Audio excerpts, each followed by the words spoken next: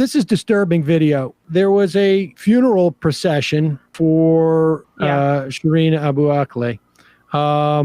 And this is in East Jerusalem. It was a funeral procession, and the Israeli Defense Forces, I don't know if they were specifically all military, some of them may have been also like on the police force, in riot gear, just basically went in and started attacking the pallbearers. Yeah, trigger warning for people watching this too. Like, I mean, they're carrying her body, and the police attack the people holding up the coffin. Are we going to do this without the sound? Is that it? The journalist, I mean, this is a different, I was looking at a few different angles of this, and this one I thought was the best, but there's some music behind it, so we can just talk over it here.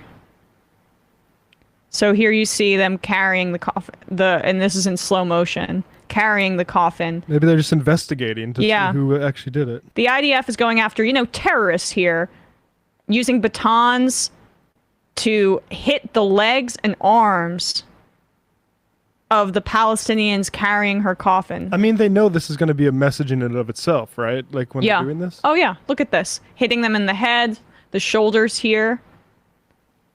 There were also reports that the IDF was ripping down Palestinian flags in this area. I mean, and then they ended up dropping the coffin because, obviously, that was the intent of the IDF.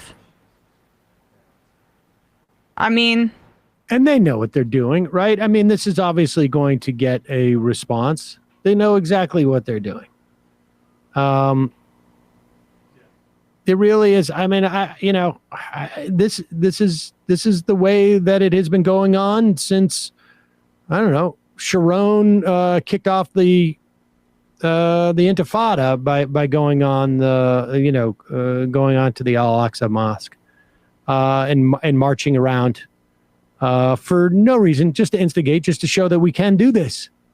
And this is what the Israeli government tends to do when they feel like they're losing some type of media narrative battle. They will instigate so that that they can change the narrative, and they know what's going to happen after this. There's going to be, I imagine, rioting or an attack in response to this, and that's what they want. Of course, because they know it's asymmetrical. I mean, if you're constantly instigating and you have all of the power, you want the Palestinians to hit back, because then you can justify the further asymmetrical brutality.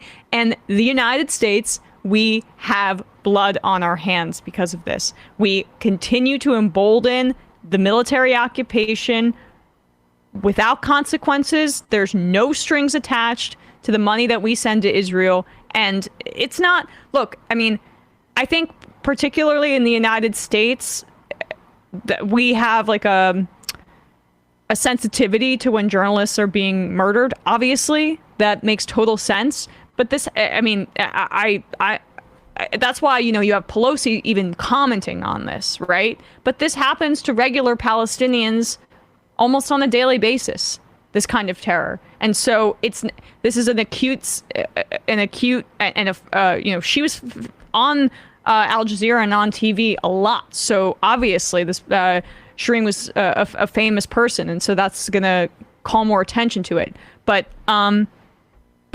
this is not the exception. I don't know how many times we have to say this. This is the rule.